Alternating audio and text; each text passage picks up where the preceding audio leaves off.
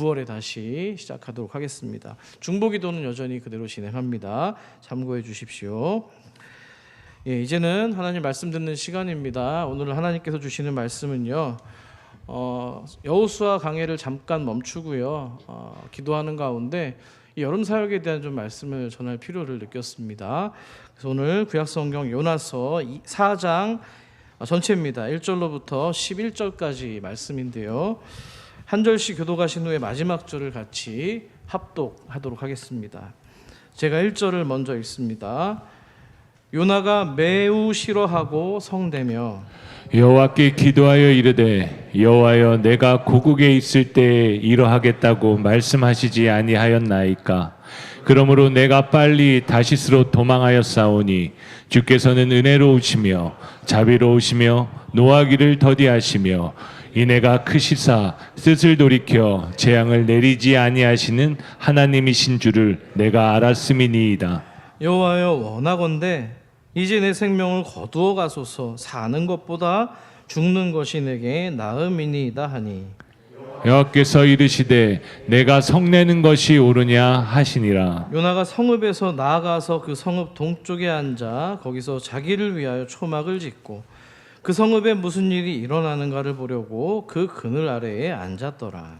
하나님 여호와께서 박넝쿨을 예비하사 요나를 가리게 하셨으니 이는 그의 머리를 위하여 그늘이 지게 하며 그의 괴로움을 면하게 하려 하심이었더라. 요나가 박넝쿨로 말미암아 크게 기뻐하였더니 하나님이 벌레를 예비하사 이튿날 새벽에 그 박넝쿨을 갉아먹게 하심에 시드니라. 해가 뜰 때 하나님이 뜨거운 동풍을 예비하셨고 해는 요나의 머리에 쪼임에 요나가 혼미하여 스스로 죽기를 구하여 이르되 사는 것보다 죽는 것이 내게 나으니이다 하니라. 하나님이 요나에게 이르시되 내가 이 박넝쿨로 말미암아 성내는 것이 어찌 옳으냐 하시니 그가 대답하되 내가 성내어 죽기까지 할지라도 옳으니이다 하니라. 여호와께서 이르시되 내가 수고도 아니하였고 재배도 아니하였고 하룻밤에 났다가 하룻밤에 말라버린 이 박넝쿨을 아꼈거든. 같이 있습니다. 하물며 이 큰 성읍 니느웨에는 좌우를 분별하지 못하는 자가 12만 명이요 가축도 많이 있나니 내가 어찌 아끼지 아니하겠느냐 하시니라. 아멘. 아멘. 여름입니다. 덥죠. 예, 여름이 되면 우리는요 시원한 곳을 찾아다닙니다. 시원한 물가를 찾고 에어컨이 있는 곳을 찾고 그늘진 곳을 찾기 바쁩니다. 이 뜨거운 햇볕 아래 서 있으면은요 작은 이 나무 그늘 하나가 얼마나 반가운지 모릅니다. 요즘 여러분들 거리에서 교차로나 그 횡단보도 신호등을 보시면은 그늘막이 세워져 있는 것을 보실 수가 있습니다. 한낮 땡볕에 이 신호를 기다리다가 그 그늘막 안에 들어가면 얼마나 그것이 귀하게 느껴지는지 모릅니다. 생각해 보면은 여러분 그늘이라고 하는 것은요 빛이 가려진 공간입니다. 겉으로 보면은 그늘은 어둠처럼 보입니다. 하지만 지쳐 있는 사람에게 그 그늘은 단순한 어둠이 아니라 피난처요 또 숨을 쉴 수 있도록 만들어주는 안식처가 됩니다. 그래서 사람들은요 자기에게 그늘이 되는 대상에게 머물고 싶어 합니다. 기대고 싶어 하죠. 나를 편하게 해주는 그늘, 내 피로를 덜어주는 그늘, 내 마음을 알아주는 그늘에 기대려고 합니다. 오늘 본문에도요 이 그늘 아래 앉아있는 한 사람이 등장합니다. 그의 이름은 요나입니다. 하나님께서 이 요나를 위해서 박넝쿨로 그늘을 만들어 주시는데요 요나가 굉장히 기뻐합니다. 하지만 그 기쁨은 오래가지 않습니다. 이 박넝쿨이 시들자 죽는 것이 낫다라고 분노합니다. 아니 요나의 이름이요 뜻이 비둘기라는 뜻인데 평화의 상징 아닙니까? 그런데 이 성격은 비둘기가 아니라 매처럼 굉장히 날카롭습니다. 더 이해하기 어려운 장면이 나옵니다. 요나가 어떤 직업을 가졌습니까? 선지자입니다. 선지자는 하나님의 말씀을 선포하는 사람이에요. 그런데 이 요나는요 자신이 전한 말씀을 듣고 어떤 도시가 회개하는 것을 봅니다. 자, 그러면 누구보다 기뻐해야 될 사람이 바로 요나입니다. 그런데 전혀 기뻐하지 않습니다. 화를 냅니다. 왜 그랬을까요? 요나가 원했던 결말이 아니었기 때문입니다.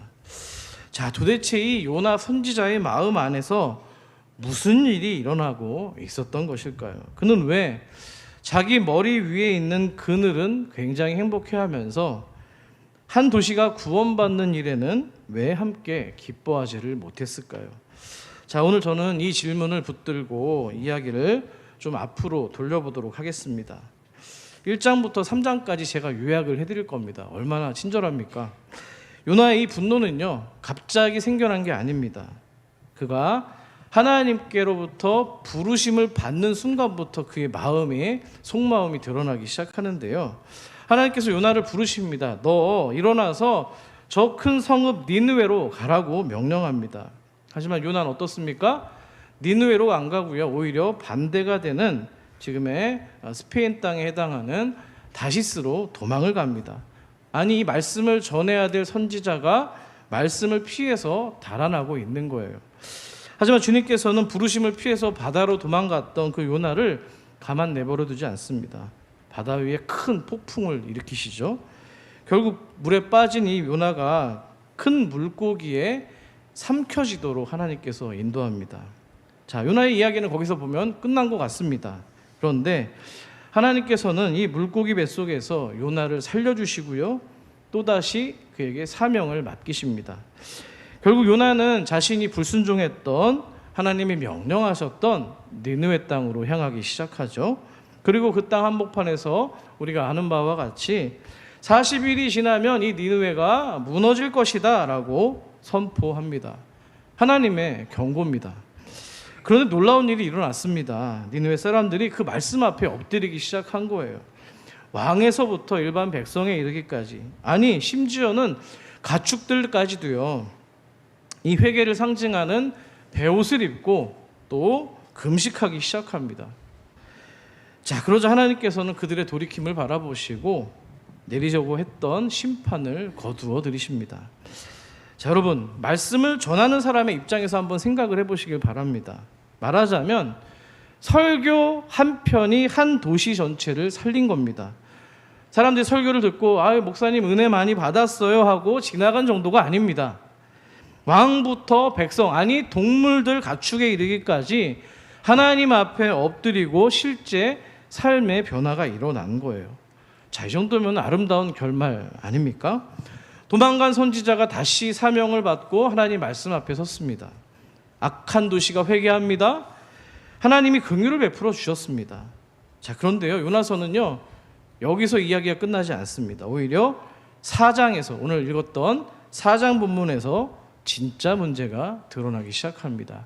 1절을 보시기 바랍니다. 요나가 어떻다고요? 매우 싫어하고 성냈다고 되어 있잖아요. 자, 이건 좀 아쉽습니다. 좀 히브리어 원문을 좀 인용해서 제가 좀 상황을 좀 해석해서 말씀드리면, 요나가 니느웨가 돌이켜 살아난 일을 악하게 여기고 분노했다라고 번역이 되어 있습니다. 아니, 하나님께서 선하게 행하신 일을 감히 인간인 선지자가 못마땅하고 그것을 악하게 여긴 거예요. 간이 배밥 밖으로 나와 있는 선지자입니다. 자, 그렇다면 여기서 궁금해집니다. 아니, 요나는 왜 이렇게 화를 낸 겁니까? 단순히 그의 성격 문제는 아닌 것 같습니다.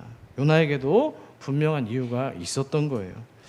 자, 하나님이 명령하셨던 땅, 이 니느웨는요, 아시리아, 아수르의 대표 도시입니다. 나중에는 수도가 되죠. 이스라엘에게는 그 아수르 제국의 잔인함과 폭력으로 인해서 악명이 높았던 도시입니다. 자, 그러니까 요나에게는 이 니느웨가 그냥 단순한 선교지가 아니라 원수의 땅이었던 겁니다. 그러니까 회개했으면 좋은 도시가 아니라 심판받아 마땅했던 도시라는 거예요. 자, 그렇기 때문에 요나는 이 원수였던 이 니느웨가 회개하도록 말씀을 전하는 게 죽기보다도 싫었던 겁니다. 자, 오늘 화면을 통해서 2절 말씀을 한번 같이 읽겠습니다. 시작. 여호와여, 내가 고국에 있을 때에 이러하겠다고 말씀하지 아니하였나이까?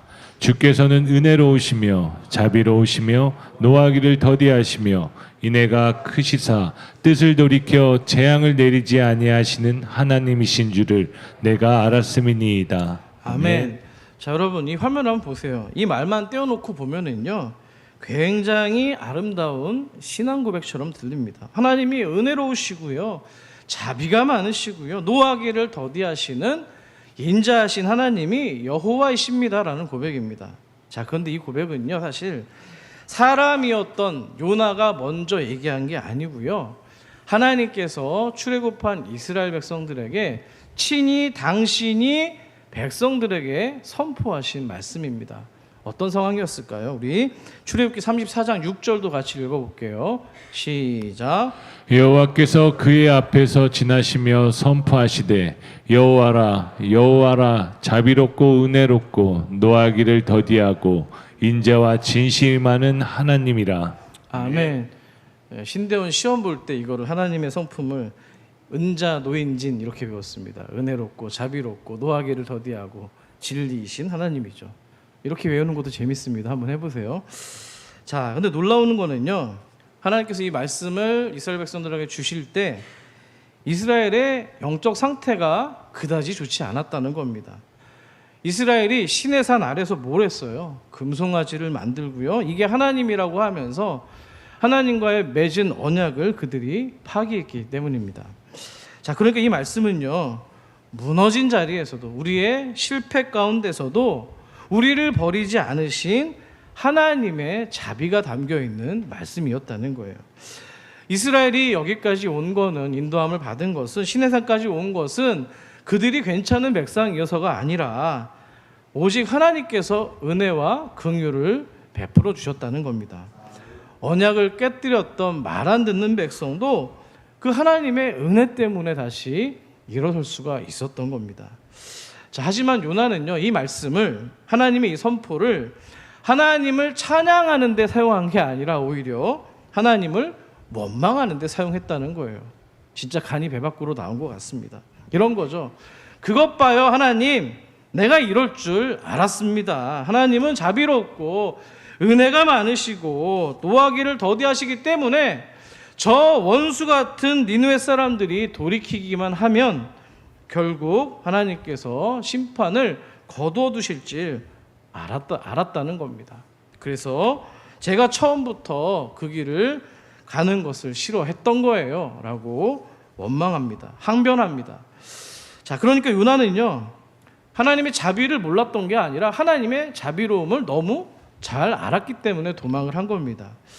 자, 그러니까 요나의 문제가 뭡니까? 은혜가 자기에게만 머물기를 원했다는 겁니다. 내가 용서받는 거는 복음인데 저 사람이 용서받는 거는 불공평하다 이겁니다. 사랑하는 여러분, 사람이요, 은혜를 잊으면 감사는 사라지고 권리의식만 남는 거예요. 자, 지난주 여러분들이 작성하셨던 만나 감사하리 카드 보셨습니까? 못 보신 분들은 뒤에 가서 한번 보세요. 참 여러 가지 감사들이 있는데 어느 손주 녀석이 할머니가 해준 음식 밥 맛있게 해주셔서 감사합니다 이거를 적었더라고요. 얼마나 귀합니까? 감사를 배우는 거잖아요. 받을 자격이 없는데도 어느새 처음부터 내 것인 것처럼 여기는 게 우리 죄인의 모습이라는 거예요. 내가 받은 은혜는 당연하고 다른 사람이 받는 은혜는 불편합니다. 이게 바로 요나가 가진 모순이라는 거예요. 생각해 보시길 바랍니다. 요나가 어떤 사람입니까? 그도 은혜로 살아난 사람이에요. 불순종했습니다. 선지자인데 도망갔습니다. 바다 밑바닥까지 내려갔습니다. 하지만 주님은 그런 요나를 버리지 않으셨어요. 여러분, 은혜를 받았다고 해서요, 그런데 저절로 은혜로운 사람이 되는 건 아닙니다. 내가 하나님의 자비를 경험하고 하나님의 은혜를 고백하면서도 마음속으로는 여전히 저 사람만큼만은 안 됩니다. 화살표를 잘해야 되겠네요. 저 사람만큼만은 안 됩니다. 이렇게 말할 수가 있는 겁니다. 자, 그러니까 은혜를 받은 사람이 누구든지 은혜의 통로가 아니라 막아서는 사람이 될 수 있다는 거예요. 하나님께서는 바로 이 지점에서 오늘 요나의 마음을 다루기 시작합니다. 니느웨의 회개 이야기로 끝을 내지 않으시고요, 은혜를 알면서도 마음이 굳어져 버린 이 요나를 만지기 시작하는 거예요. 근데 우리 하나님께서는요, 이 요나를 다루시는 방법이 참 인격적입니다. 그를 몰아세우지 않습니다. 너 그렇게 왜 그렇게 밴댕이 소갈딱지냐, 너 혼자 이렇게 이기적이냐 따지지 않습니다. 다만 한 가지 질문을 던지시는데요. 4절을 보세요. 여호와께서 이르시되 내가 성내는 것이 옳으느냐 하시니라. 자, 이 질문은요, 요나를 정죄하려고 하는 게 아닙니다. 요나가 자신의 분노를 다시 들여다볼 수 있도록 배려하시는 거예요. 사람이 화가 나면은요, 자기 감정이 기준이 되고 옳다고 여깁니다. 그러면 내가 싫어하는 것도 왠지 하나님이 싫어하셔야만 될 것 같고, 내가 용납하지 못하는 사람은 하나님도 그러셔야 될 것처럼 느끼곤 합니다. 근데 요나가 어떻게 반응을 합니까? 5절을 한번 같이 한번 화면을 통해 읽어주세요. 시작. 요나가 성읍에 나가서 그 성읍 동쪽에 앉아 거기서 자기를 위하여 초막을 짓고 그 성읍에 무슨 일이 일어난가를 보려고 그 그늘 아래 앉았더라. 아멘. 이 요나의 태도가 참 씁쓸합니다. 요나가요, 구원받은 심판에서 면한 그 니느웨 성 안으로 들어가지 않습니다. 회개한 사람들 곁에서 함께 기뻐하지 않는 거예요. 이 장면을 보면서 저는 탕자의 형이 생각났습니다. 탕자가 돌아왔습니다. 잔치가 열렸는데요, 기쁘지가 않은 거예요. 똑같은 거죠. 대신 요나는 성 밖으로 나갑니다. 왜 그렇습니까? 혹시라도 이 니느웨가 무너지지 않을까, 자기가 원래 바랬던 대로 심판받지 않을까 지켜보려고 하는 거예요. 자, 바로 그때 하나님께서 뜻밖의 일을 하십니다. 6절도 여러분 같이 한번 읽어볼게요. 시작. 하나님 여호와께서 박넝쿨을 예비하사 요나를 가리게 하셨으니 이는 그의 머리를 위하여 그늘이 지게 하며 그의 괴로움을 면하게 하려 하심이었더라. 요나가 박넝쿨로 말미암아 크게 기뻐하였더니. 아멘. 하나님께서 박넝쿨을 준비해 주셨습니다. 요나의 머리에 그늘이 생긴 것이죠. 이게 놀랍지 않습니까, 여러분? 하나님께서 지금 당신을 향해 분노하고 있는 요나에게 그늘을 주신 거예요.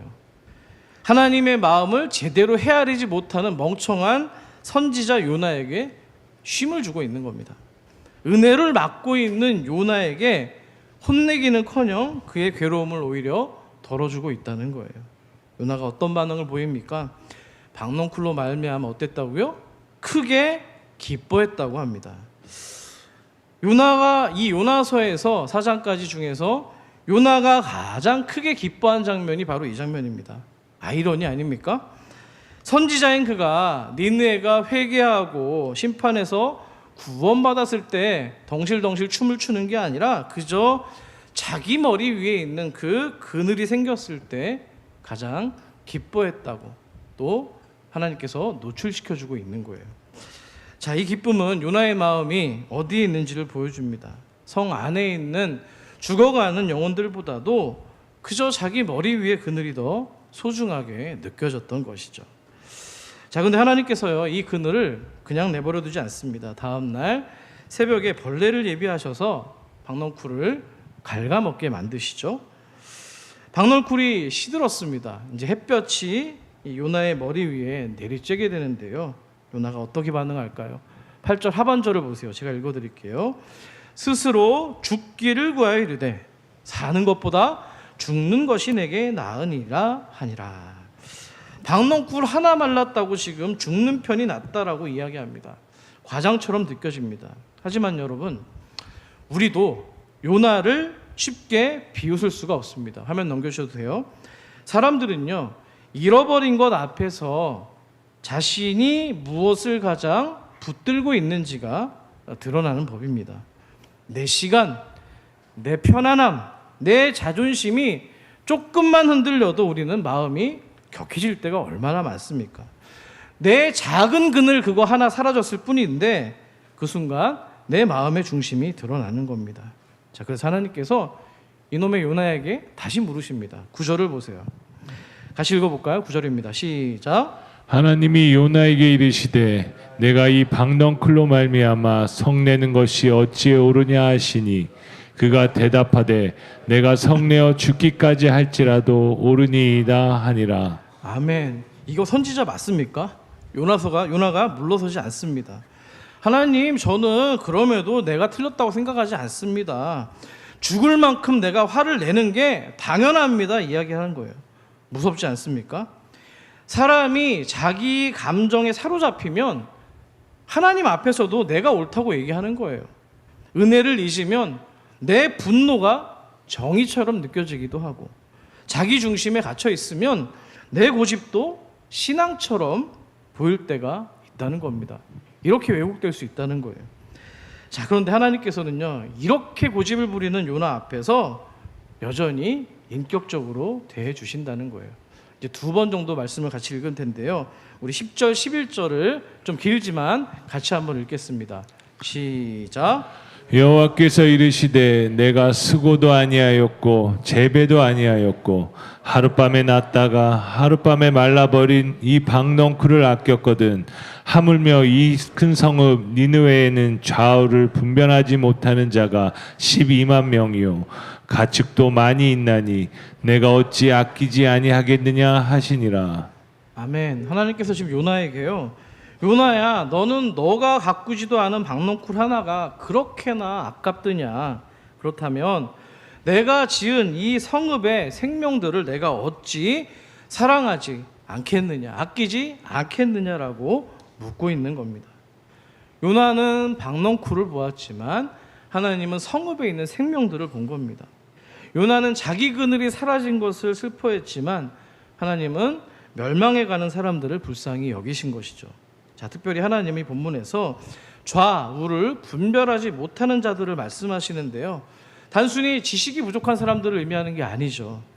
무엇이 생명인지, 무엇이 멸망인지, 무엇이 심판인지조차 모르고 살아가는 영적으로 어두운 그 분별하지 못하는 사람들을 이해하고 있는 겁니다. 자, 그러면 성경은요, 이런 표현을 어린 자녀들과 연결해서도 사용하고 있는데요. 우리 신명기 말씀 한번 볼까요? 39절입니다. 제가 읽어드리죠. 또 너희가 사로잡히리라 하던 너희의 아이들과 그날에 선악을 분별하지 못하던 너희의 자녀들, 그들은 그리로 들어갈 것이라. 내가 그 땅을 그들에게 주어 산업이 되게 하리라. 아멘. 이 말씀은요, 가나안 땅 앞에서 두려움과 불순종 때문에 무너졌던 이스라엘에게 하나님이 주신 말씀입니다. 너희 선배 어른들은 믿음으로 들어가지 못했지만 하나님은 아직 선악을 분별하지 못하던 자녀들, 다음 세대에게 약속의 길을 남겨두신 겁니다. 이 말씀을 붙들고 요나서를 다시 보면 하나님의 마음이 더 분명해집니다. 하나님께서는 아직 모르고, 아직 배우지 못하고, 아직 돌아갈 길을 분별하지 못한다는 이유로 당신의 백성들을 버리지 않으신다는 거예요. 니느웨도 마찬가지입니다. 요나에게 심판받아 마땅했던 그 도시였지만 하나님께는 그 안에 아끼실 영혼과 생명이 있었다는 겁니다. 내가 어찌 아끼지 아니하겠느냐, 이 주님의 질문은 오늘 우리에게도 도전을 줍니다. 이 말씀 앞에서 우리는 우리 가정 안에 있는 아이들, 자녀들, 우리 교회 안에 있는 다음 세대를 보게 하기 때문입니다. 교회에는 익숙한데 예수님을 여전히 자기 주님으로 깊이 만나지 못한 우리 아이들을 보게 됩니다. 사랑하는 우리 성도 여러분, 어제부터 우리 여름 성경학교가 시작되었습니다. 수련회도 계속 이어질 겁니다. 이 기간은요, 그저 교회 달력에 적혀있는 일정이 아닙니다. 하나님이 아끼시는 생명들이 예수님께 나아가고 만날 수 있는 시간이라는 거예요. 그 자리에서 주님은 한 아이를 만나 주실 수 있고요, 닫혀있던 마음을 열어주실 수가 있고, 따라 부르던 찬양 가운데서 그게 바로 그들의 신앙 고백이 되게 하실 수 있다는 거예요. 아멘이십니까? 그러므로 오늘 우리도 물어야 됩니다. 이번 여름 사역을 지나가는 그저 하나의 행사로 볼 것인가? 하나님이 아끼시는 생명을 품는 은혜의 자리로 볼 것인가? 즐거운 추억도 귀하지만 결국에는 남아야 될 건 복음입니다. 여름 사역의 중심은 한 영혼이 복음 되시는 예수님을 만나게 되는 일인 줄 믿습니다. 자, 그런데 여러분, 우리 어른들에게는요, 오늘 본문 말씀을 생각해 보세요. 생각보다 아주 많은 자기의 박넝쿨이 있다는 거예요. 내 일정이라고 하는 박넝쿨, 내 피곤이라고 하는 박넝쿨, 내 경제적 부담이라고 하는 박넝쿨이 있습니다. 내 익숙한 방식이라고 하는 박넝쿨이 있죠. 물론 그 마음을 책망할 수는 없습니다. 주님도 요나에게 박넝쿨을 주셨기 때문이죠. 하나님께서는 우리의 피로와 우리의 힘듦을 모르시는 분이 아닙니다. 지친 사람들에겐 당연히 쉼을 주시고 안식을 주시는 분이니까요. 문제는 그 그늘 자체가 아니라는 거예요. 그늘이 하나님의 마음보다 더 커질 때, 내 편안함이 한 영혼보다 더 커질 때, 내 피곤함이 아이들의 구원보다 커질 때, 내 익숙함이 다음 세대의 믿음보다 커질 때가 문제라는 겁니다. 하나님 오늘 우리에게 묻습니다. 너는 너의 피곤함은 그렇게 아끼면서 네 아이들의 영혼을 얼마나 아끼고 있느냐? 너는 너의 일정과 스케줄은 그렇게 소중히 여기면서 다음 세대가 예수님을 만나는 그 시간에 대해서는 얼마나 할애하고 있느냐 물으십니다. 저는 이 질문 앞에서 예수님을 바라봐야 된다고 생각합니다. 요나가 성 어디에 있었다 그랬죠? 밖에 나가서 니느웨 성을 바라봅니다.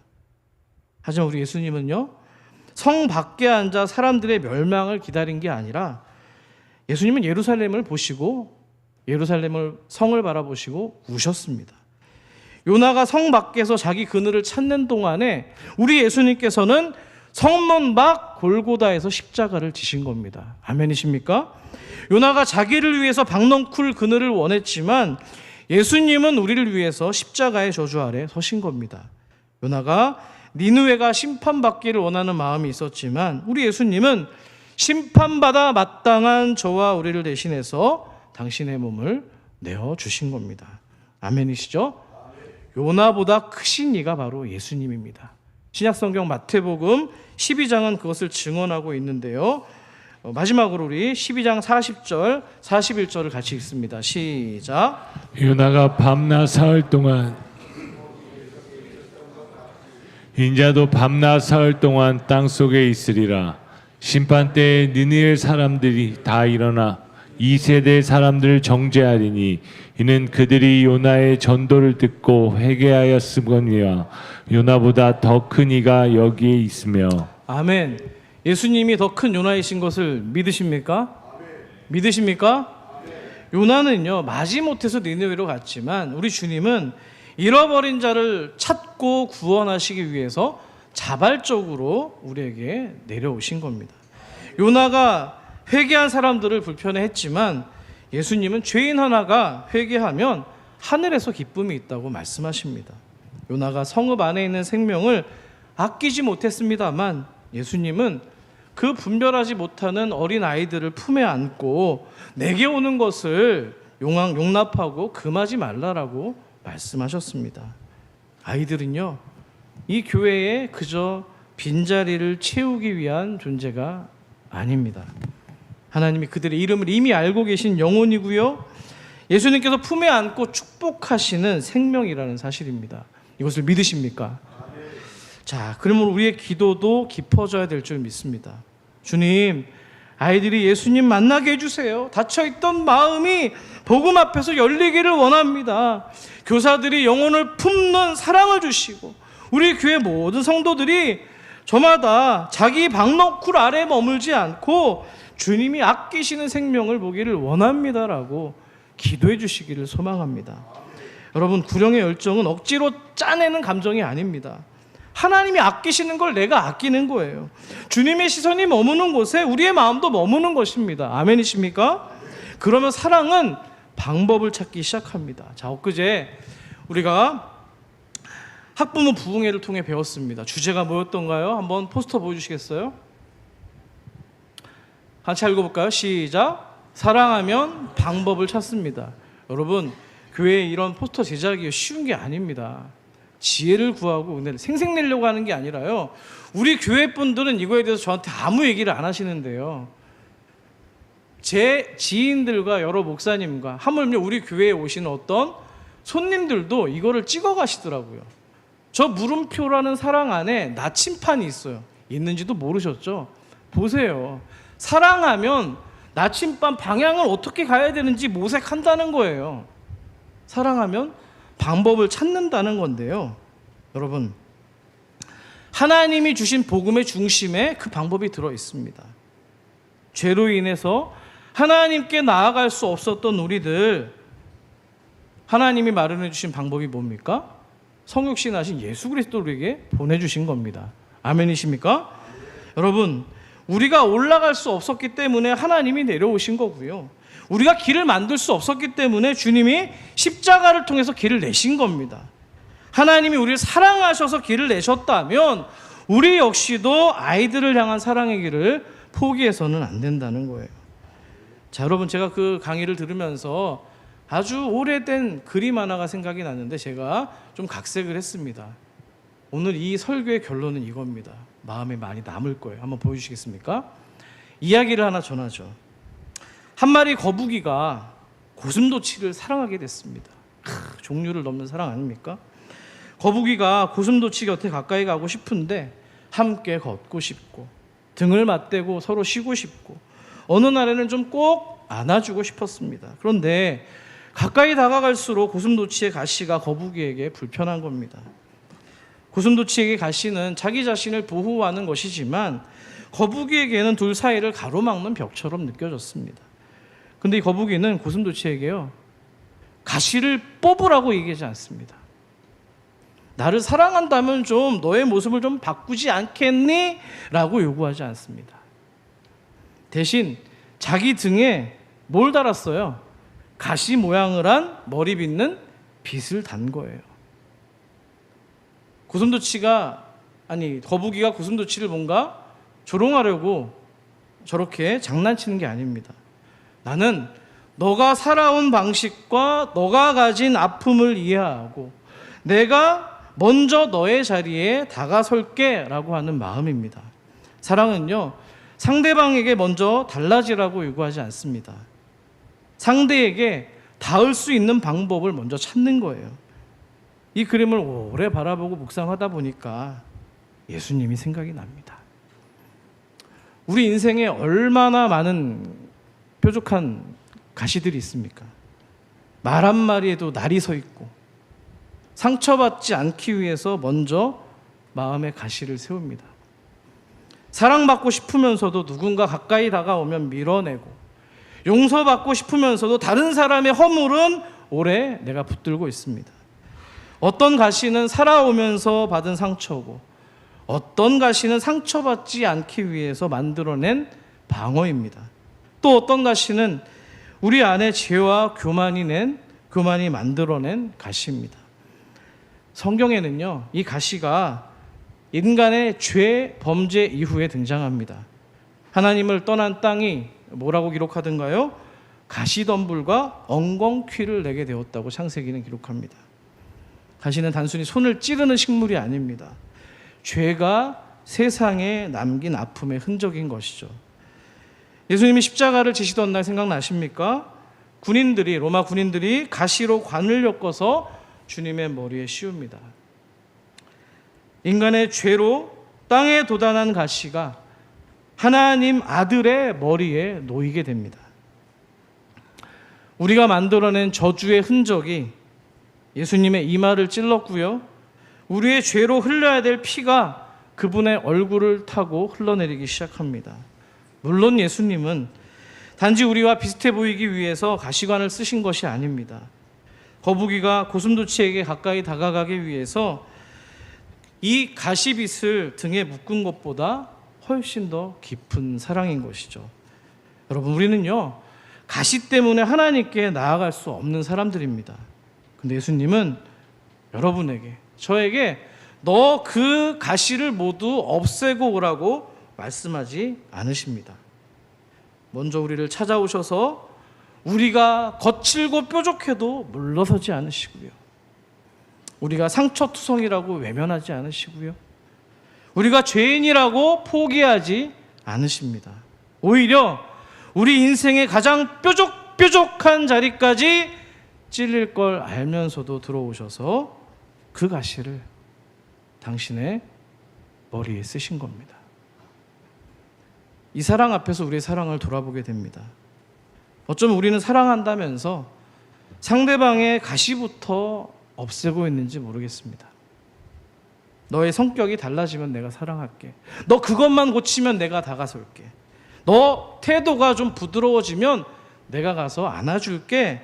여러 조건을 두셨는지도 모르겠습니다. 예수님의 사랑은 다릅니다. 우리가 사랑받을 만해서 사랑한 게 아니라 사랑하셨기 때문에 우리를 변화시켜 주신 겁니다.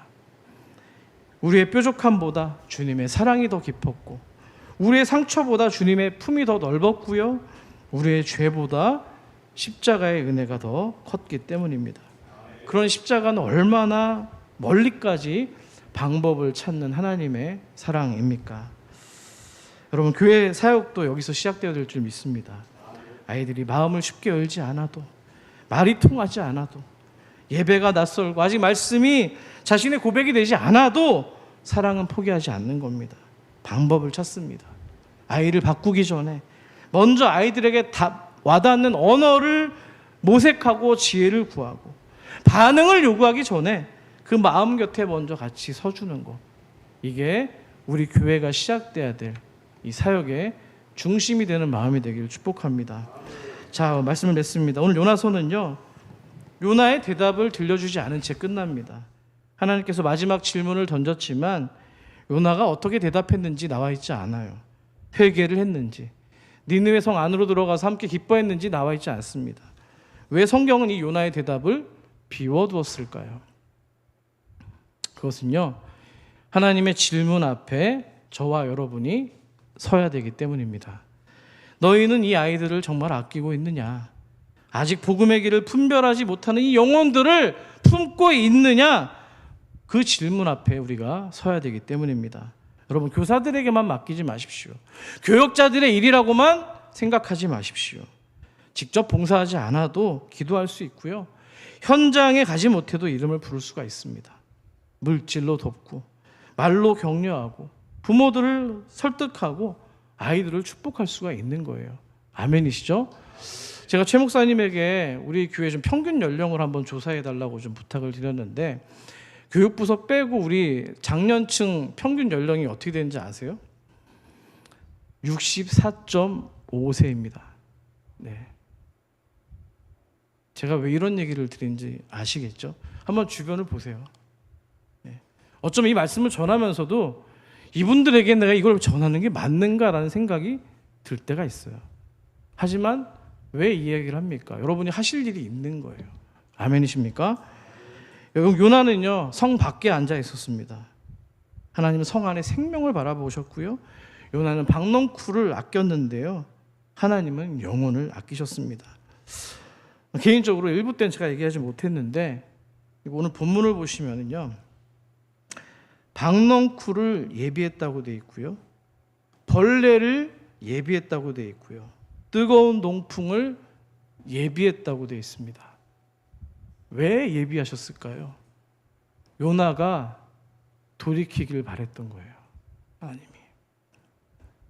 여러분에게 저는 그래서 말씀을 준비하셔서, 말씀을 예비케 하셔서 여러분 마음에 돌이킴이 있게 하시는 하나님의 사랑이요 은혜라고 생각합니다. 여러분들, 우리도 선택해야 됩니다. 박넝쿨 아래 머물 것인가, 하나님의 시선을 따라 생명을 바라볼 것인가, 내가 어찌 아끼지 아니하겠느냐라고 하는 이 하나님의 음성이 우리 교회 가운데, 또 우리 젊은 아이들에게, 어린 아이들에게, 교사들에게 간절히 가득하기를 주 이름으로 축원합니다. 말씀 생각하시면서 찬양하실 텐데요, 오늘 찬양의 내용이, 오늘 설교 내용이 반영된 곡입니다. 주님 마음 내게 주소서. 이 찬양 함께 찬양하겠습니다.